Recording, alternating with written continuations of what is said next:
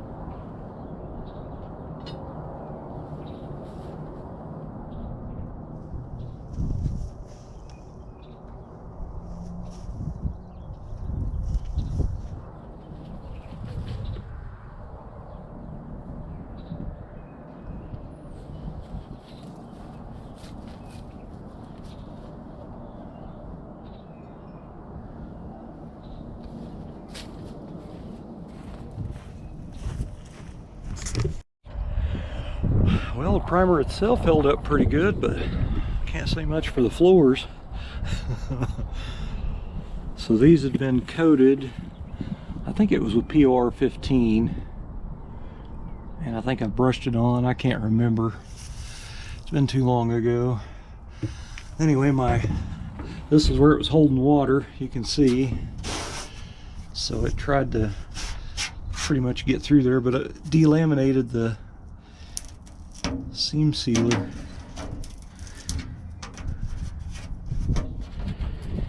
So I'll have to kick all that out of there and redo it. I mean, it could be worse, so I can live with that. A lot of stuff I never finished on this thing, but I did my own homemade floor pan inserts up here and tried to make them kind of look like stock. And overall, it's not too bad. I ran out of primer, so I've only got one coat on the rocker, so you can kind of see the filler and you can see a little bit of surface rust on the edge, but everything else I coated pretty good. This looks like it's in good shape. I'm glad of that. Need to set one of them cylinder heads off and see the cylinder walls in that engine block. There's no rotating assembly in it, but that's a good used little 305 roller cam engine that really just needed honed and rerung. It didn't have a whole lot of wear in it. I think it was 89,000 miles on it. It's from that SS Monte Carlo in the back.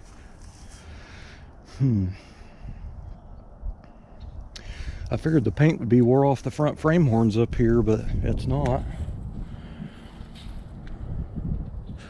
Well, I guess that's an update on this thing.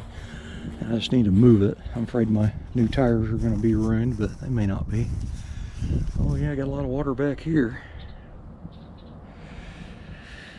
I was planning on blasting a lot of this channel back here with my blaster. I just never got to it. Yeah, that primer held up well, man. I'm happy with that. I feel good about covering it back up now, so I'm gonna go ahead and move it.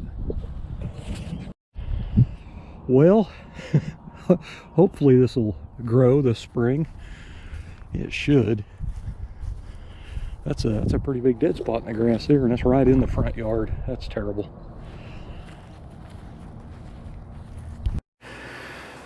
Alright guys, today is Monday, March 4th, and it is right at about noon, so I am just now getting out here to get started.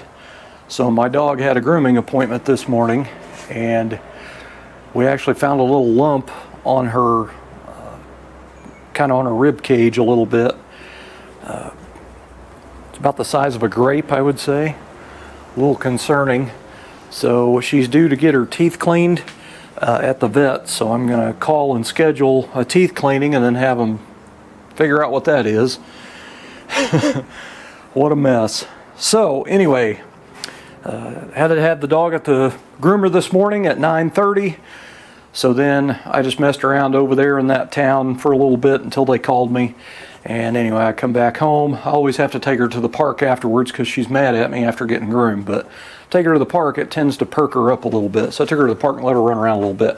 Anyway, so now I'm back and it's pretty much about lunchtime and I'm already hungry. So anyway, the plan for today is, since it's kind of nice, the wind's blowing really, really bad, which I don't like.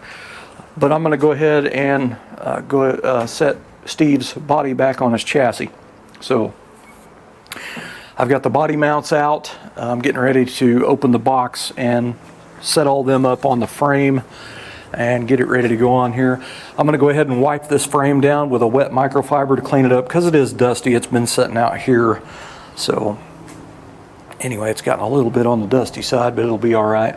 I need to transfer a transmission off of that roller thing right there because I have to take the wheels off and set the rear end center down on that roller furniture dolly.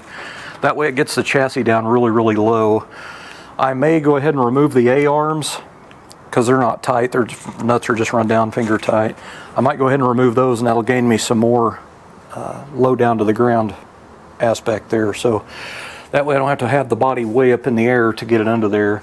This is the, like if you're doing it at home in the driveway, I use 4x4 posts and concrete blocks, which is going to take a lot more concrete blocks on this, but I had one that was broken and I have one that has a chip in it, pretty big chip on the corner, so I decided to go ahead and get 2 new ones. Now my old 4x4 posts are out there and they're all split and cracked up and I don't trust them, so I got these new treated ones. But anyway, if you get your front cradle down on a, that's a wheel dolly from Harbor Freight, and you could do another one back there on your rear end center section. If you have all 4 wheels off, it gets the chassis really low to the ground, and then you can kind of rotate it whatever direction you need. So anyway, I can hoist the body up and get it put on that way. Now what I think I'm going to do is, I guess, set the body maybe right here in the center. I may pull my wife's car in the driveway or in the front grass there because our yard finally dried out. But anyway, I might just pretty much try to do this right in the center because I want to do this all today. Now it will take a little bit of time to get it on there, but I'll get it. But at this point it's pretty much ready. Now I don't have the coil springs or spindles or nothing like that on there, and I'm not going to mess with any of that. I want to go ahead and put the body on, and that way this thing is as low as I can get it. And once the body's on, I'm going to go ahead and do the front brake lines, get all those, you know, plumbed to the master cylinder and all that kind of stuff. And then I'm going to see when Jim's going to bring the engine, and I can get the new seals in the tranny, paint the engine, get those 2 mated together and get it set down in there. And then I'll have the weight of the engine, the transmission, and the body to go ahead and do the coil springs, which always helps. So it doesn't take as much effort on the coil spring compressor when there's all that weight on there. So that's what we're going to do. So Steve did buy new coil springs. So these are lower than stock coil springs because he wants the front down just a little bit. So it should be pretty nice. I think I finally talked him into getting new wheels. His tires, guys, are I don't even know how old. I would say around 10 years old. Those tires are old. There's still tons of tread on them, but they're old. And I told him it's probably not a good idea to drive the car home from here with them old tires, because if the tread decides to separate and come off, it's going to ruin something on the paint and body of the car. So he's definitely got to get tires, but I'm trying to talk him into getting wheels. Now, me personally, I've never been a huge fan of having rally wheels on a 50s car. You know, it's to me, the rally wheels like that are for muscle cars. They're not really for 50s cars. Now, the first one I built, I actually put a set of those on there because I had a set off an Impala. But anyway, I've had to run them before for sure, but I'd sure love for him to get new tires and new wheels, and then that way when he does come to pick up the car, it's a whole new car. It's not the same-o that he's seen in his shop out there for 5-6 years, however long it sat out there after he got it back from that first shop. So, but anyway, I get it. You know, it's all about money and budget and all that kind of stuff, but it definitely needs new tires. So anyway, I guess I'm gonna get started. All right, guys, I'm getting ready to get started on doing this body of Steve's, get it back on here. So I picked up some new subscribers lately and they're calling me Steve, so I need to clarify this first off. This is my cousin Steve's 55. That's my 55.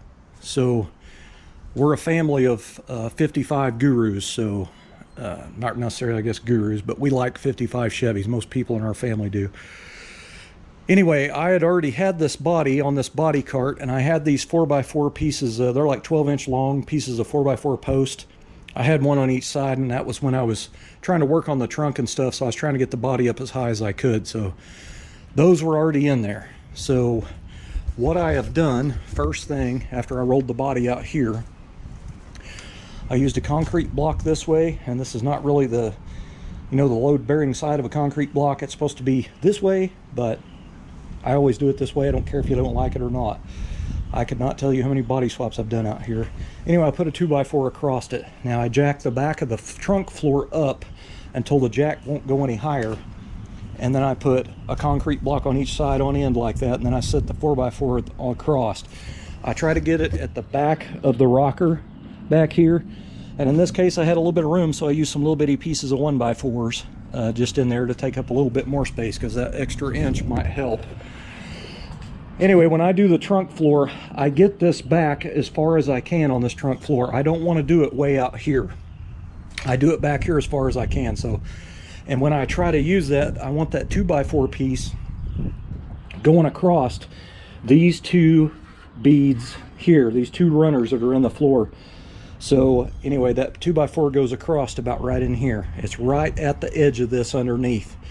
So the concrete block is just a spacer is all it is. But these bodies really don't weigh a whole lot. Obviously Steve's probably weighs a little bit more because it does have the back window and the windshield and the doors and the trunk lid on. But anyway, these cars aren't really that heavy.